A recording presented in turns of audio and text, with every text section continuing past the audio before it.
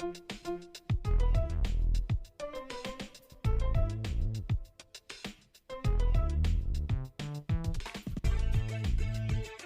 record meeting. We will begin with a roll call. Andrew? Here. David? Here. Howard? Present. Eswar? Here. Dick? Yep. Dave? Here. And I, Franco Bottom, here. We are waiting on Sunita. We expect her. She will be slightly late. For orders of the day, we have none. And then for Sunshine, we have 4F, which is San Jose Plan Final CEO Contract. And then I believe we need to take a vote on that. I'll make a motion to. So we got moved by Dick, second by Andrew. All those in favor? Aye. Opposed? Okay. We will now head into closed session.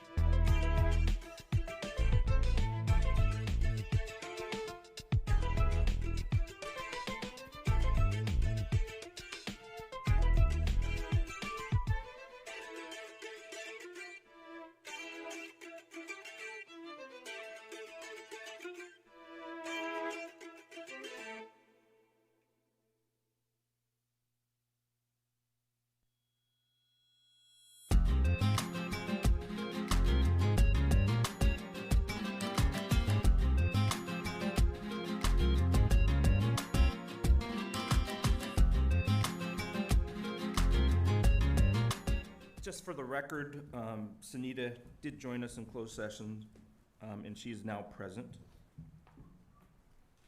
I think we've already covered it, but we have no orders of the day. Is there any public general comment not related to a specific item?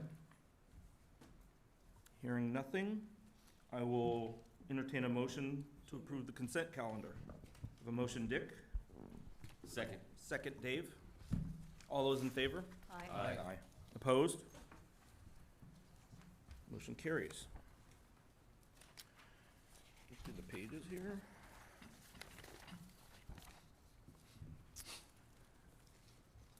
Prabhu, I believe you're up. Investments. All right, thank you, Mr. Chairman. Good morning, trustees. Welcome back from your July recess. So we don't have an investment agenda this morning, but I do have some numbers to share with you.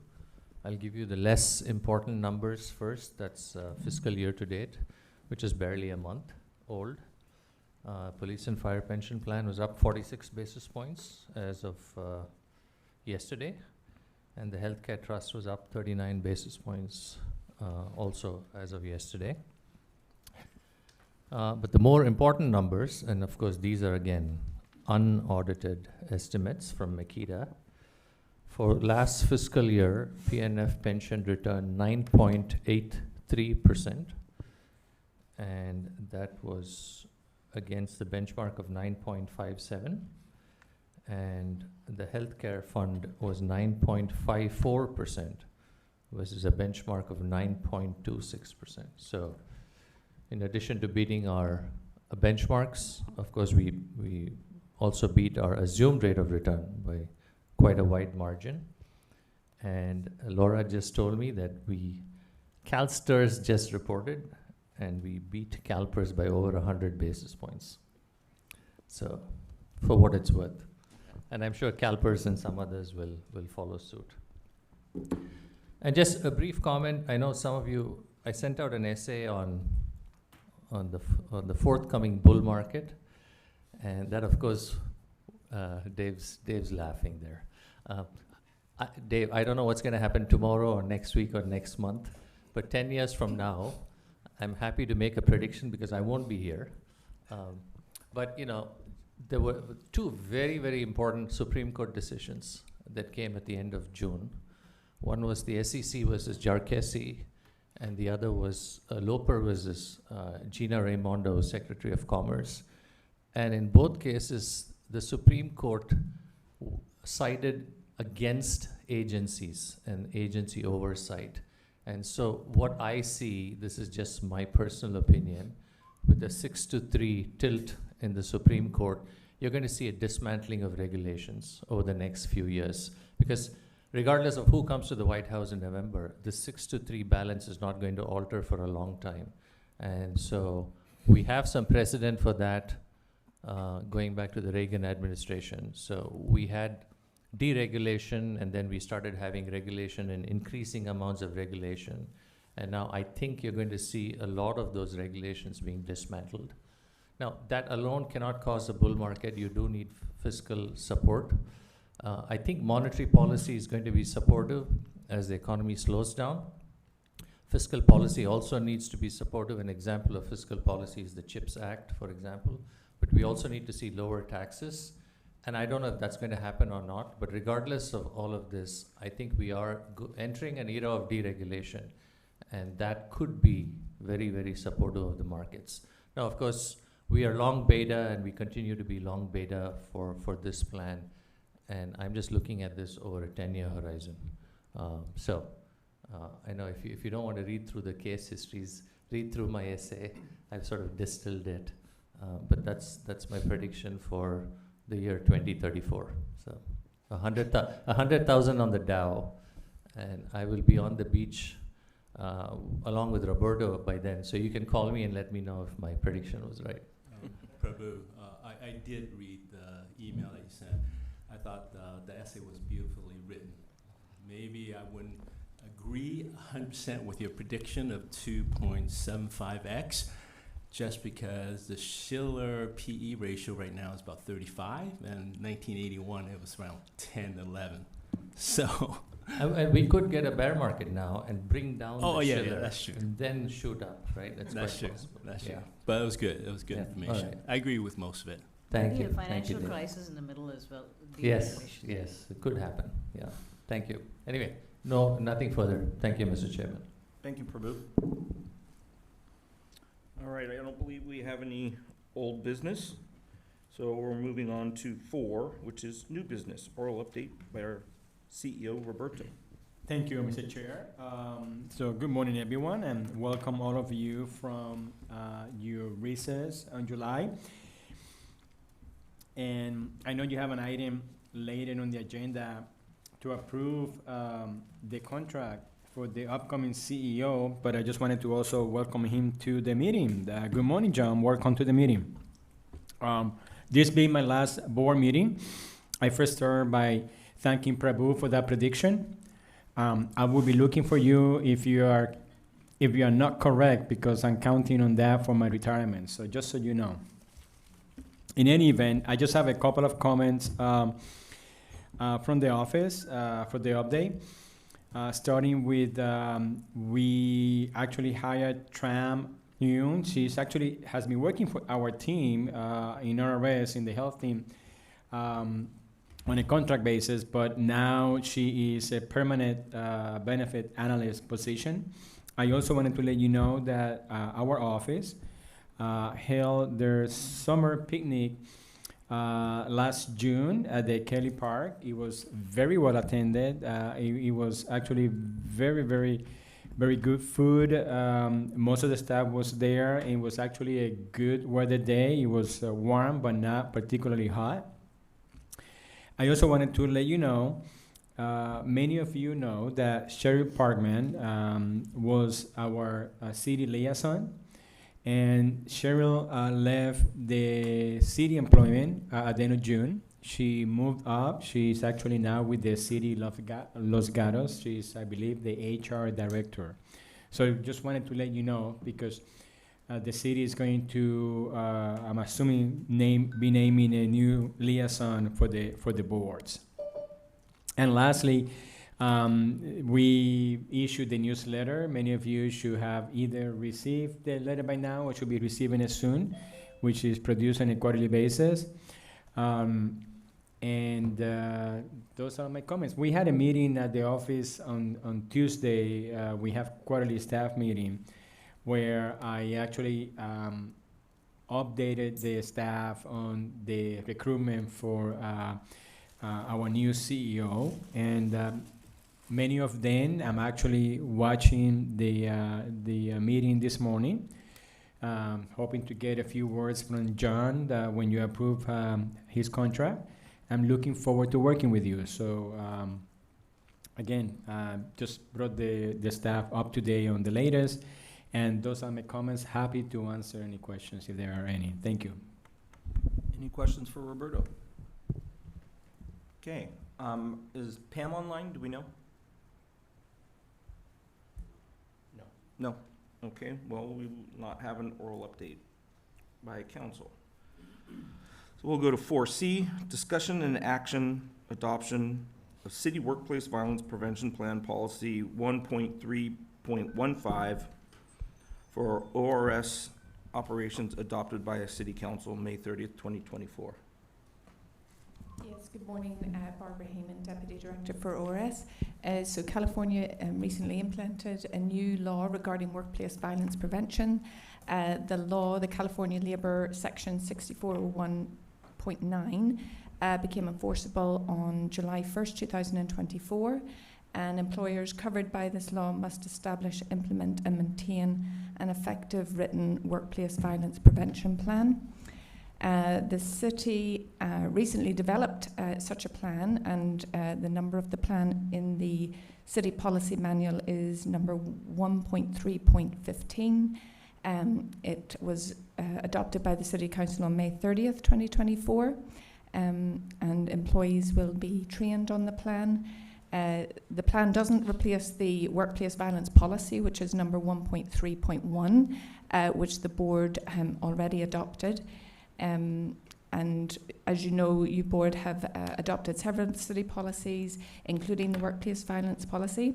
And this item is for the board to consider adoption of this workplace violence prevention policy plan.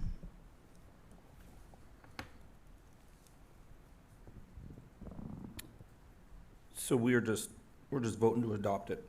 Yes. I actually had a couple questions. Oh, please, go ahead. So, do we have one already, or is this something that's new for us or us? This is new, and it was just recently developed by the city. Okay, and I noticed there was training. Is that in our budget? Yes, the city has actually already sent out an email with the information for the training, and yeah. Okay, thanks. So I'm sure Andrew is aware, as being the two active employees, we've already been, had online training for the workplace violence prevention plan. And it's, from my understanding, going through it and doing the training, it's fine. It's a good plan. Second. Any other questions? Okay, we have a motion from Dick, second by Sunita. All those in favor? Aye. Opposed? Motion carries. Moving on to 4D, discussion and action on adoption of updated city non-management performance program policy number 3.3.3 with revised date of June 25th, 2024 for ORS operations, approved by the city on June 25th, 2024. Barbara Heyman, Deputy Director for ORS, here to present this item again. So at the February 2024 board meeting, your board adopted the city's non-management performance programme policy, which is number 3.3.3. In June 2024, the city revisited their non-management performance policy and have revised it. The majority of the revisions stem from an audit, and key updates include a clarification of what to do when an employee changes positions or classifications during the rating period, specification of what timeliness means, and a specification that part-time employees should receive appraisals annually, and that they now need to be submitted to HR for tracking. And staff recommend the adoption of this updated policy. Any questions? Got a motion from Dick. Second? Second. Second from Dave. All those in favor? Aye. Opposed? Motion carries.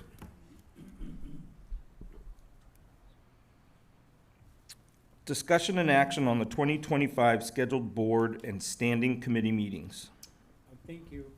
Thank you, Mr. Chair. This is pretty straightforward. It's your annual proposed schedule of your upcoming meetings, from not just board meetings, but also committee meetings throughout the year. I will call your attention to the fact that your meetings are usually the first Thursday of the month, but please keep in mind that starting in 2025, your first meeting will not take place on January 2nd, which will be the first Thursday. It's actually scheduled for the second Thursday, January 9th. I'm sure I will not be here, but I'm sure staff will send an email reminding you of that, so you don't show up on Tuesday, January 2nd, to your meeting, to remind you that the meeting is on the 9th. But other than that, I don't have any comments. Happy to answer any questions. I'd like to note that I appreciate that in July of 2054, there will be no board meeting, so. July of what? 2054? Yeah, no, but you know, we are a long-term plan That's long. here, so we look forward to. 2034, not That's right. 2054. I have Thank a you. question. Yes.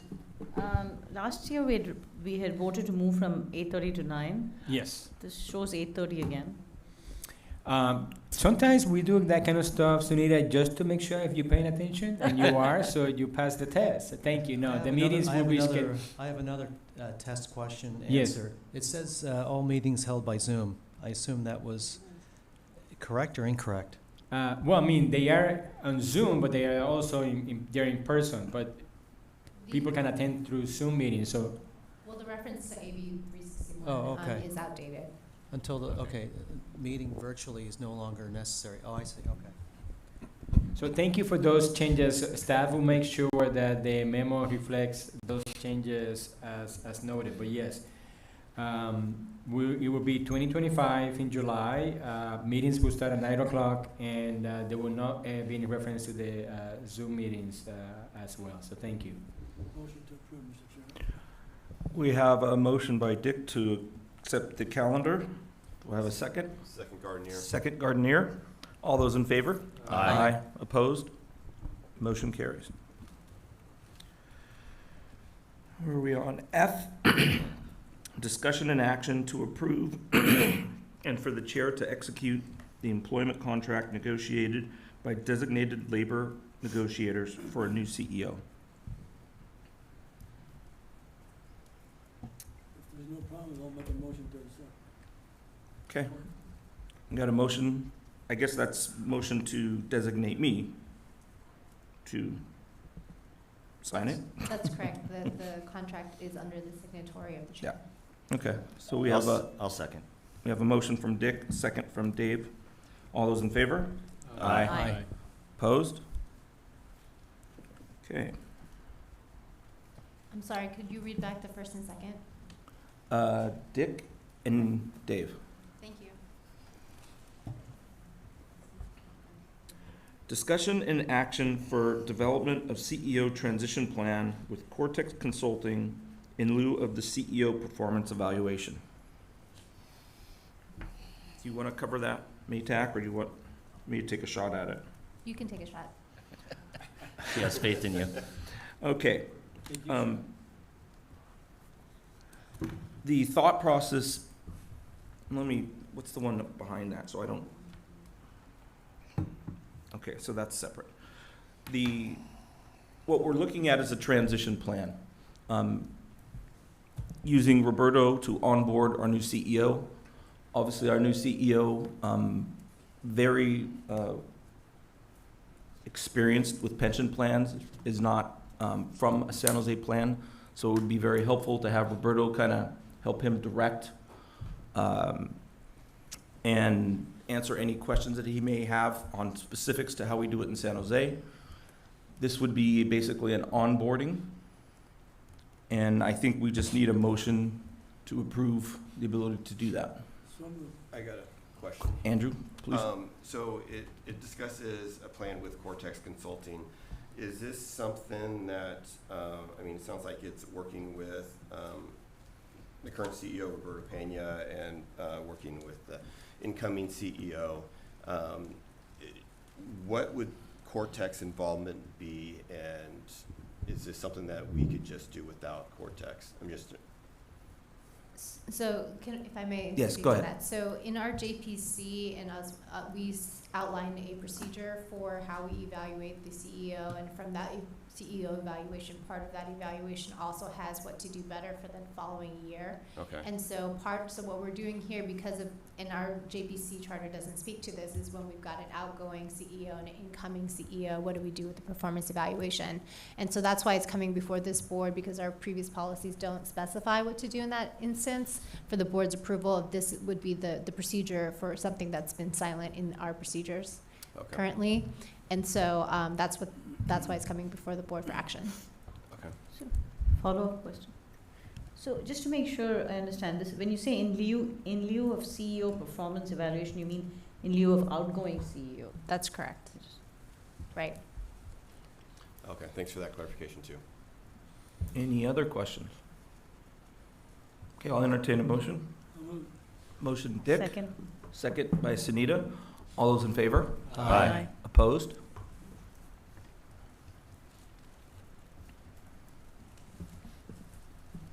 Okay, discussion and action for the appointment of an ad hoc liaison to assist in transition plan for new CEO along with Cortex. The thought process here is to have a board member that will kind of work with Roberto and the new CEO to ensure that everybody's getting what they need out of it, and that the board has feedback that will come back to the board on knowing how the transition is going and how the process is working. So the ad hoc would be basically the communication line. Yeah, So that to handle the day-to-day communications or week-to-week or whatever is necessary. yes. Motion to approve, Mr. Chair. So there's two parts to the motion. Well- One is for the committee and one is to assign someone. Right, so just for the board's edification, an ad hoc committee has to be for a limited purpose, for a limited duration, and that's why it's an ad hoc committee, and because it's designated as an ad hoc committee, it's not subject to the same Brown Act requirements. And so for this motion to form the ad hoc committee, we need, one, a limited duration specified, so for a limited period of time. Two, for what the limited purpose would be, here would be the CEO's transition. And three, as agendized, it's designation for a a liaison for the transition team. Okay, let me take a shot at the motion. I move to create an ad hoc committee to be involved in the transition to new CEO for up to 1 month. That satisfy it? Okay, and I'll entertain a second. Second. Second from Dave. Question. And go ahead, questions. I mean, a month is going to go by really fast. Mm-hmm. So I might suggest a longer, till the end of the year, or 3 months or something like that. We can change the duration. We're doing it up to, so it's not gonna hurt if it takes longer. Well, you would have to then come back and. Well, no, I'm recommend saying I can yeah. amend it to, Roberto, realistically, what do you think? 90 days at least. 90 days? Appointment? From appointment of the new CEO, yeah. Okay, That should be- I will amend my motion to 90 days. Oh, one more question. So the committee is one from here, one from From Federated? Federated, yes. That's the idea. So just for your amendment, for clarification, it's 90 days from the start of the new CEO. Yes, Okay. up to 90 days. And I accept from the second. for I don't remember if I said to have Andrew, I think, as the person to, I thought that was the second part, but yeah. You can amend your motion to have it all in one. yeah, just And- make it easier. For the start date, that's the first day of city employment? Yes. You amendable to that, Dick? Okay, so we have a motion and a second. Any further discussion? Hearing none. All those in favor? Aye. Opposed? Motion carries.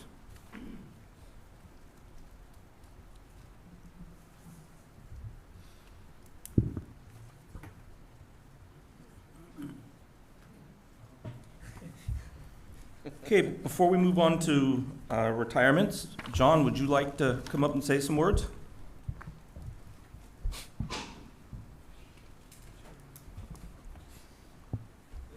By the way, welcome.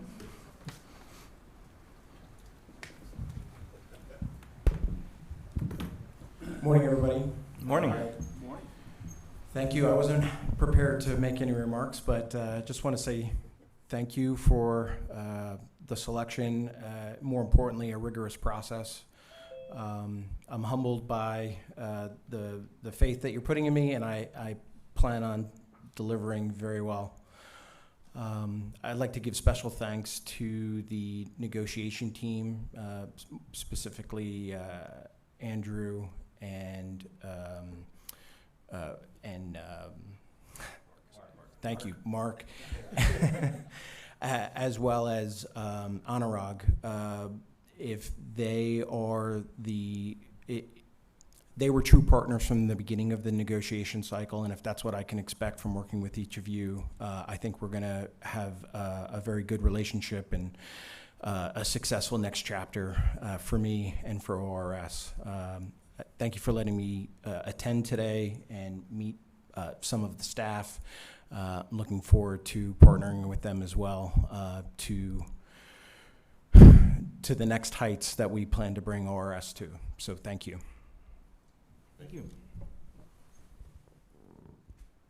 And just since we're on getting a new CEO, I know I wasn't here. I know there was already some type of ceremonial thing for Roberto, but I want to thank Roberto for coming to us at a time when this place desperately needed a new CEO to come and kind of right the ship.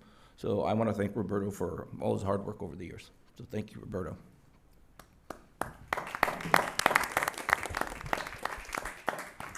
Thank you very much. Just a couple of words. First one is it was a pleasure and an honor to serve all the police and fire members of the plant.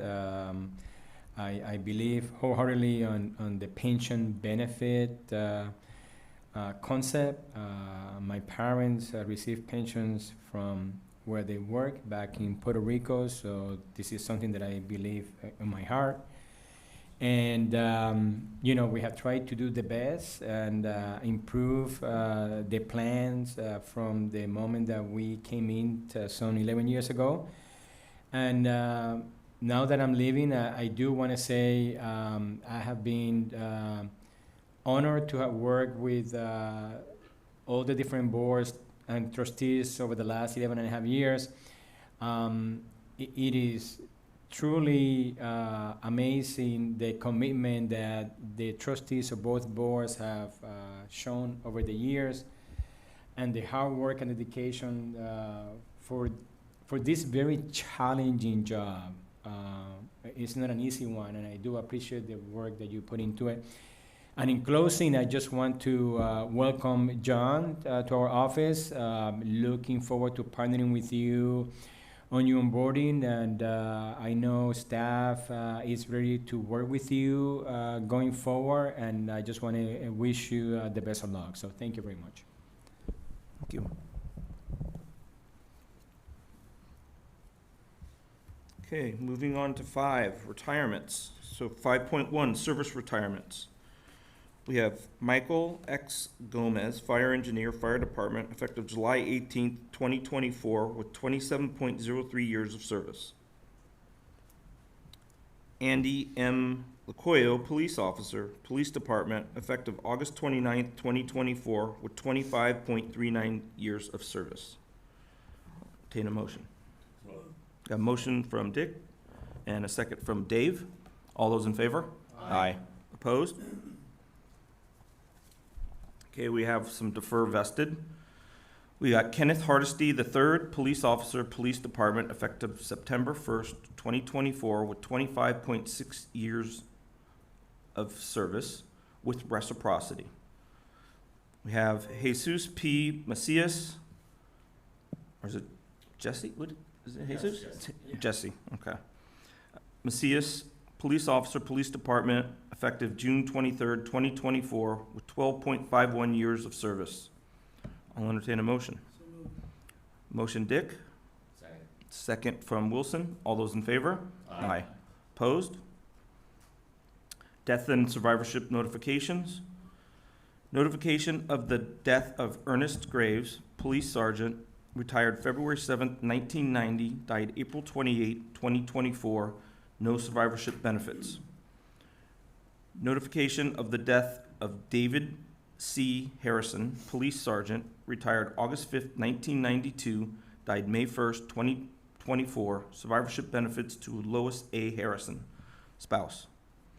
Notification of the death of Terry, looks like is that an L?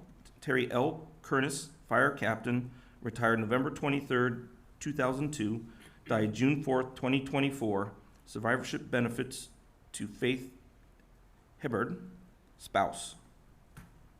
Notification of the death of John P. Flatley. Sorry, I'm not good at my Irish. Battalion Chief, retired December 31st, 2005, died June 30th, 2024, no survivorship benefits. Notification of the death of Owen Purser, police sergeant, retired December 4th, 1984, died June 22nd, 2024, no survivorship benefits. Have a moment of silence.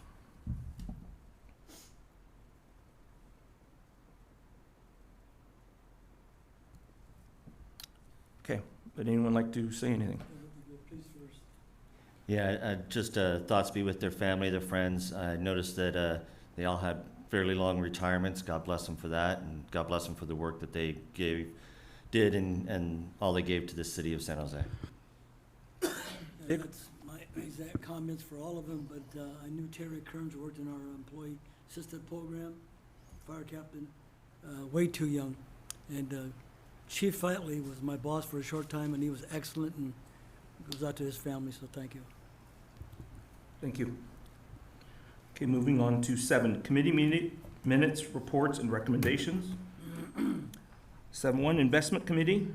So, we haven't had a meeting since the last board meeting.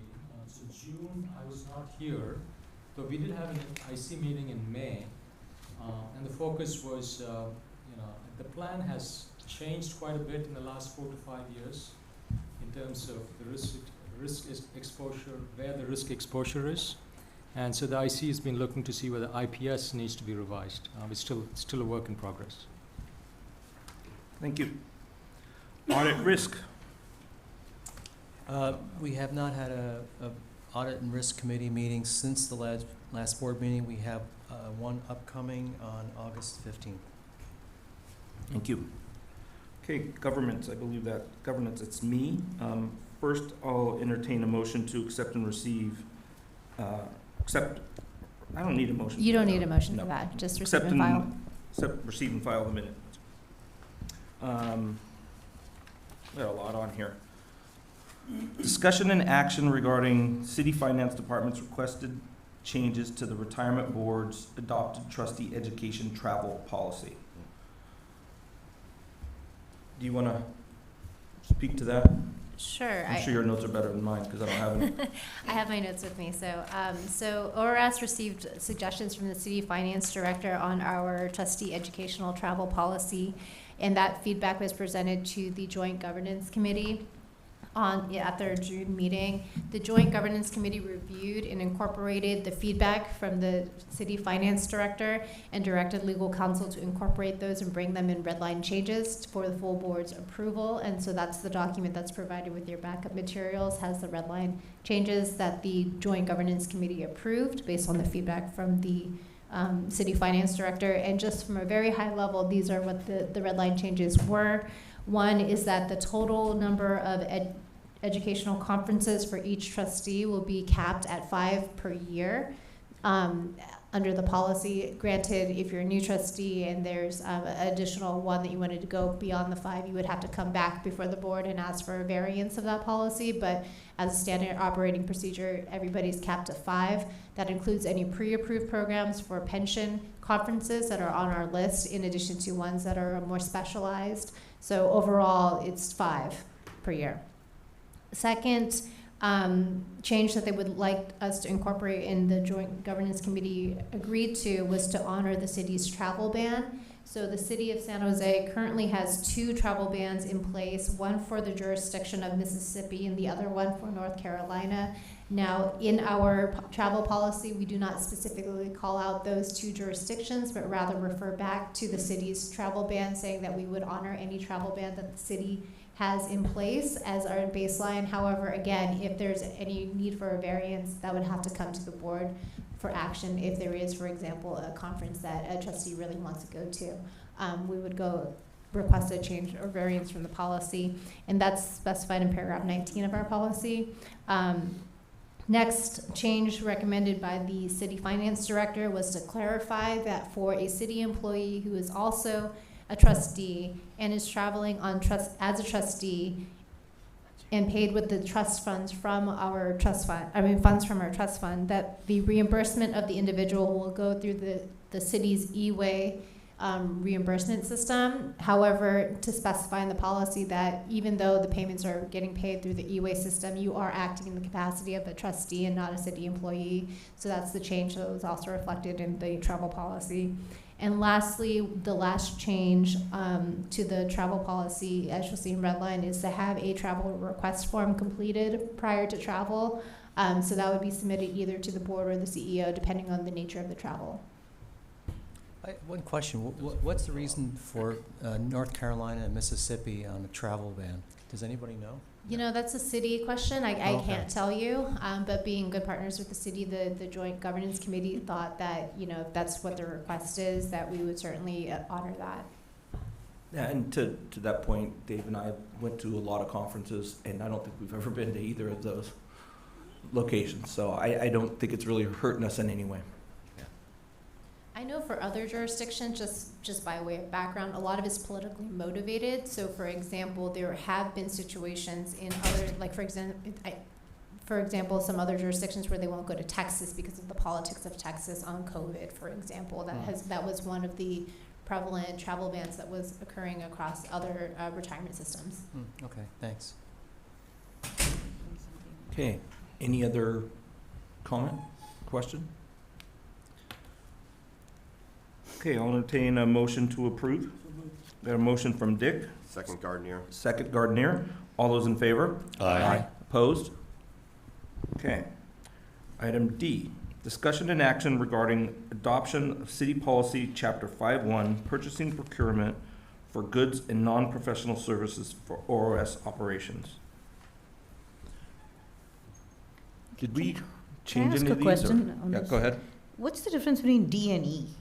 Because E also talks about goods.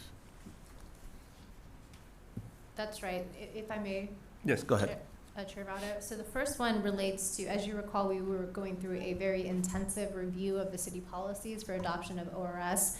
And so the first one relates to all the city policies on contract and procurement of non-professional services and goods. So in the city policies, they delineate when the city policies apply, and then also carves out, for example, professional services, consulting services don't fall within the city policies.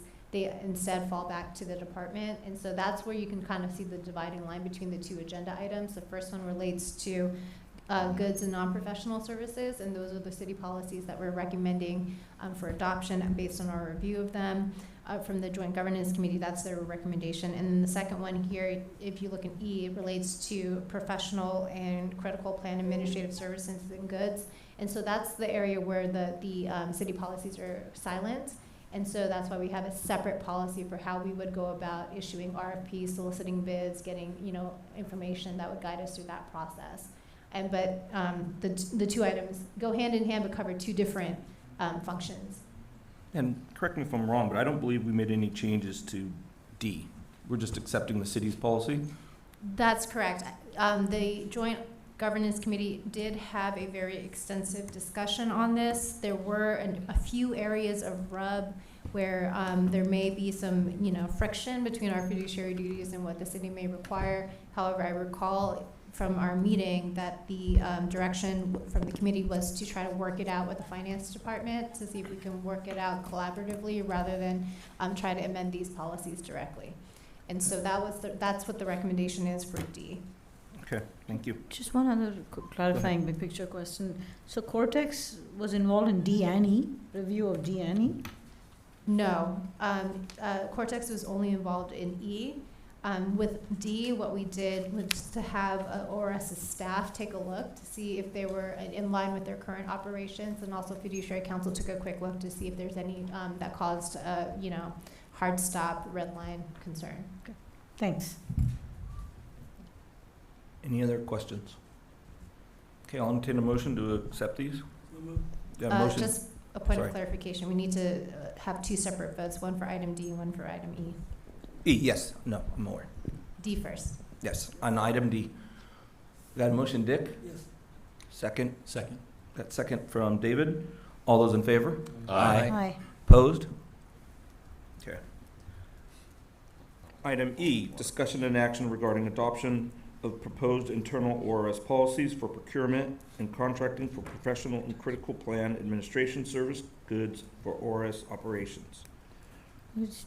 Chair, I actually have a follow-up question on E and after clarifying D and E. I have a specific question on E. On E, Yeah, yes. whenever you get a chance. Maytag, did we make amendments to this?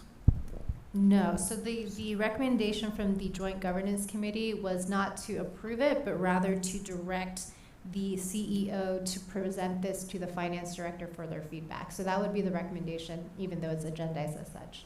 Okay. Go ahead, Sneed, you have a Oh. question?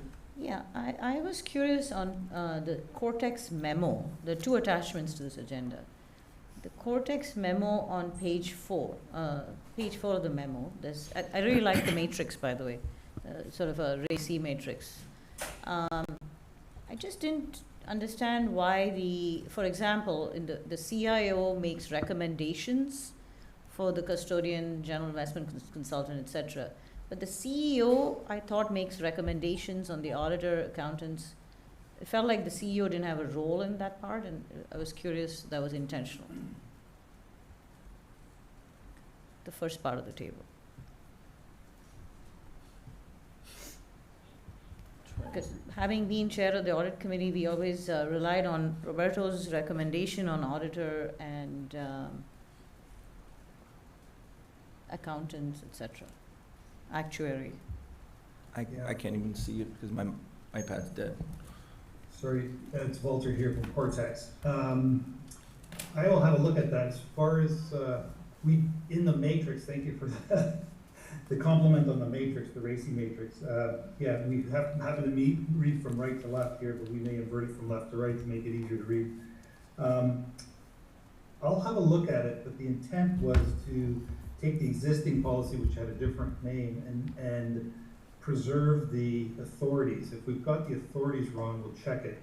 The next step in this process was to share a draft of this document with the city, and I've been working with the deputy director and her staff on a couple of additional feedback points that they had, and that's something we could look at. But if there's an oversight on the role that the CEO has on that process, we can update that. Yeah, could you display page 4? Yeah, this is the matrix, and if you see here, I mean, I think this will put a big burden on the Joint Audit Committee to be responsible for recommending appointments.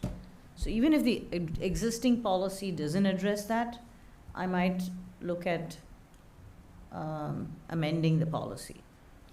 This makes it sound like the JAC will actually go and solicit actuaries, whereas the CEO should be doing that, I thought.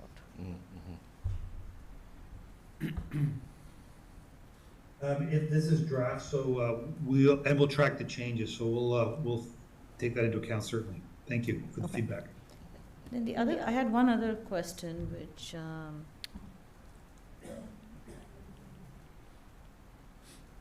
yeah, I'm sorry, I lost my train of thought, it's come back. So I do appreciate that we certainly have the CIO and the CEO recommend for each of these sort of categories of goods and services. But what happens if the board or a committee wants to add a consultant for a specific reason, or does the policy allow for that? Or, like, you know, for example, we hired Cortex to review this.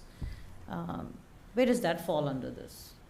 That's a good catch, and staff had caught that. We need another line item because there is a provision in the charter for the board to authorize different, this is a laundry list from the charter, like the financial auditor, actuary, et cetera. So we're gonna add a line item for that missing piece, and we'll be clear on that point, but that's a good catch.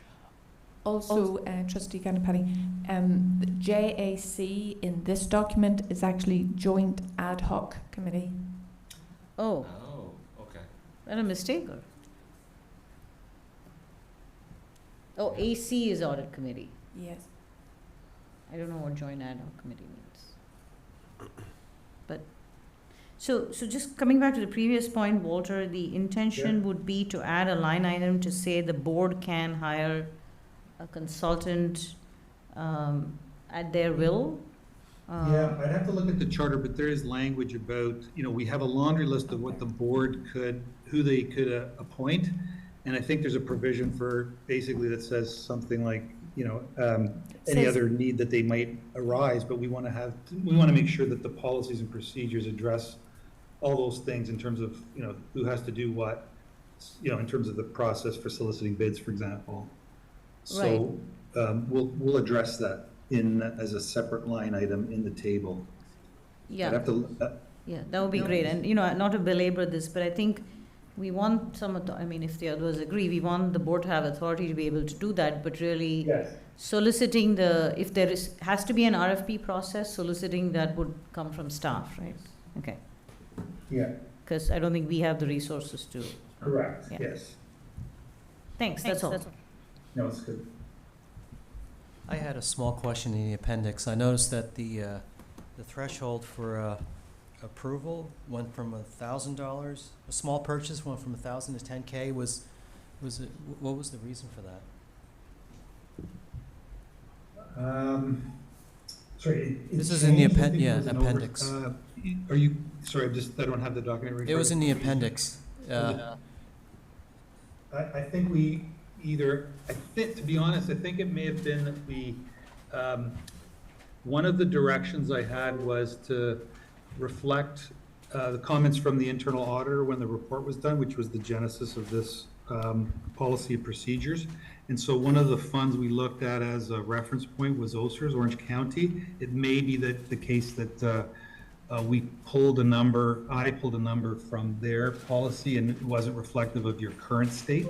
So if that's a revision, I don't see it, but staff has looked at the numbers and the committees have looked at the numbers for reasonableness. So it could be that it was a track change. I don't have just working from a computer. If it's a change, it's just an oversight from a prior version. The committee saw 2 drafts. This was the second. I'm not sure if that addressed your question. Okay. So Andrew just pointed out, it's the city that instigated the change in the 1K to 10K. And so therefore, I guess to be consistent, I think that might have been the reason. All right. Thank you, Howard, Fulton. we can't hear you, sorry. Oh, Andrew pointed out to me that there was consistency with the change in the city policy going from 1K to 10K. And so therefore, I think that's the reason why the appendix was Thank you. changed. Chair, I had one more question, I'm sorry. Yes, go ahead. Does this policy, maybe it's a question for me, like I'm not sure, but does this policy now address certain types of subscription services like Bloomberg and PitchBook? So that was one of the issues that we were addressing under the city's existing policies. We did discuss that at length at the Joint Governance Committee. For the former item, for item 7.3D, the city policies that we did just adopt, those would all fall, the subscription services would all fall under that policy, is my understanding based on our conversations. Though we do recognize that there is some overlap with this policy that is currently being proposed. So that would be worked out with the finance director. So yet to be resolved. I'm sorry? It's yet to be. That's right. Okay. And the one point I wanted to make on the previous, I'm sorry, because being the chair of the audit committee, I feel like I have a lot of opinions on this, or ex-chair, I should say. The other thing is, if we appoint, if the board decides to appoint a consultant to support us in something, would it be possible to find out if we really need to go through an RFP or if we can have an exception? Because we might need to move fast for an ad hoc project. So I think the policy speaks to that. If you look up earlier in the sections regarding the RFP, I'm trying to just If flip it does, through it. that's fine. I had read as much as I could, so. I actually, just going back to the point of subscriptions, it is in this policy. Subscriptions is covered in this one. In E? Yes. Yeah. In That's the- what I was saying. There's overlap between the two, but our default at the moment is to follow the city's policy for the subscription services. That's one area where there was a fiduciary rub, because a lot of our subscription services, for example, are critical to our plan administration. However, we have this second policy, which is A, not adopted as our operating procedure yet, but B is also going to be presented to the finance director for their feedback and comment as well. So the decision point today, coming out of the Joint Governance Committee, is not to adopt this policy, but rather to provide feedback and present it to the finance director. Right, and I'm just trying to make sure that we incorporate some of the learnings of, we don't want to be, RFPing for every, if we have a situation where we need an immediate need, that's all, yeah. I understand we're not adopting this at this point. I'll have a look at it again, but there is a definition of what constitutes an emergency in here. We'll look at the definition and make sure that it addresses the concern. Got it, thank you. And it's clear what's included in the definition. We want to make sure that you can act when you need to. Right, thank you, appreciate the patience. Thank you. Now, obviously, this document is a work in progress.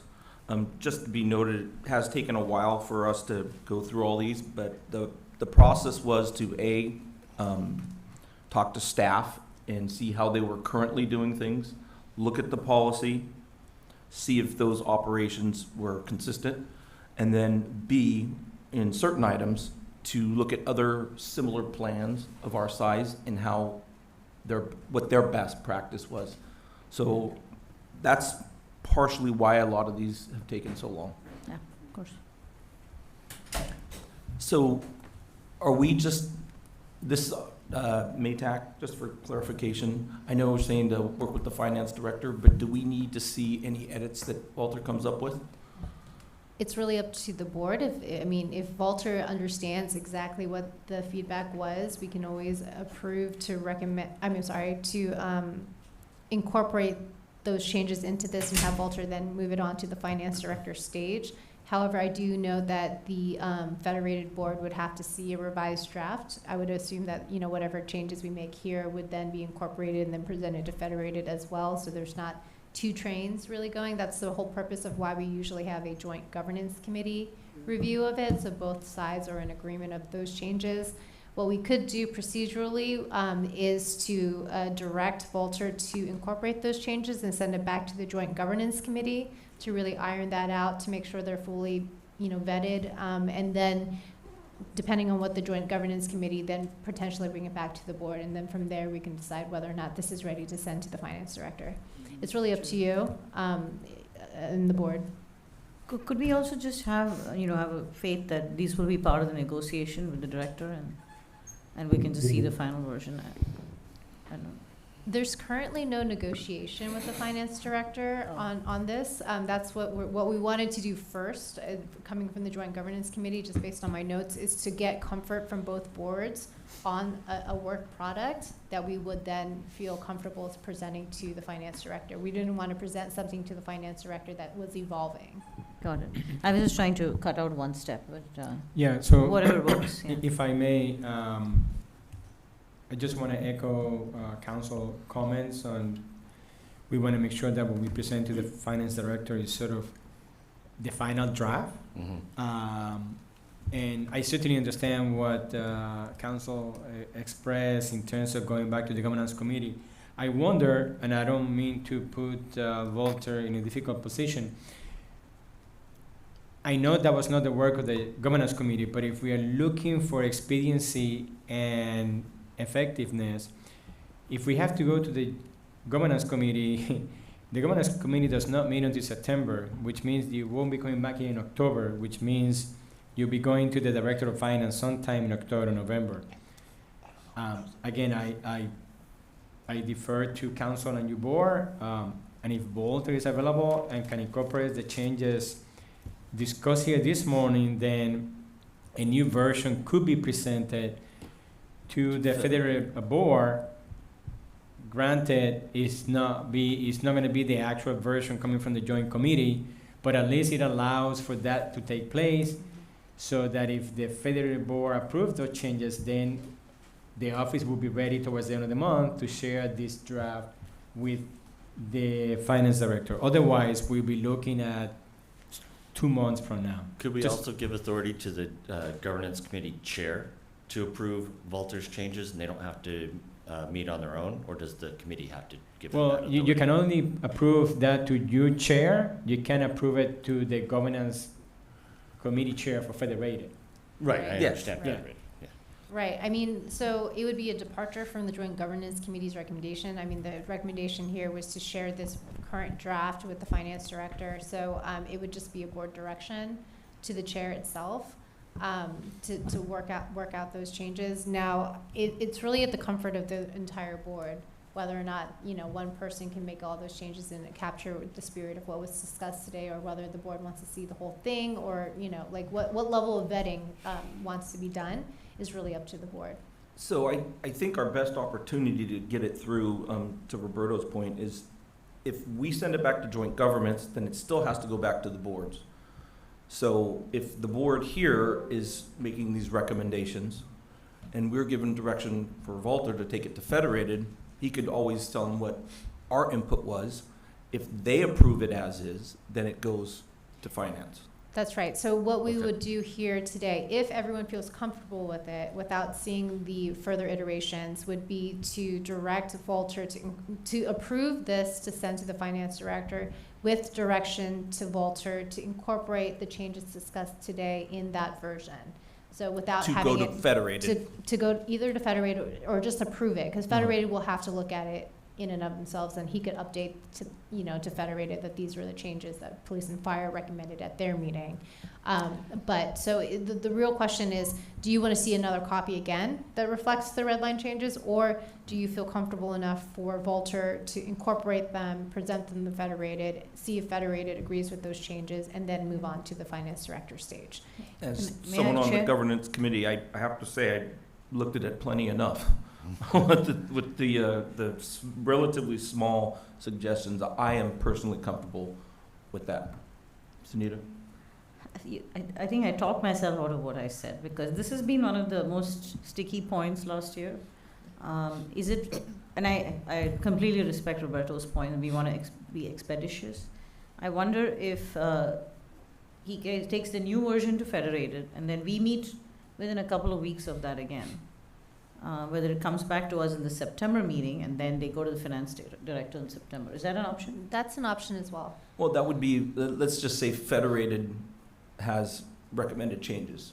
Right. We would just accept those changes, and then it could move forward. But if Federated has none, Well, that's the complication of not having a joint governance committee, because what if Federated has additional changes that this board disagrees with? And we're also assuming that Federated agrees in which with case our it would go to the changes. joint governance right. committee.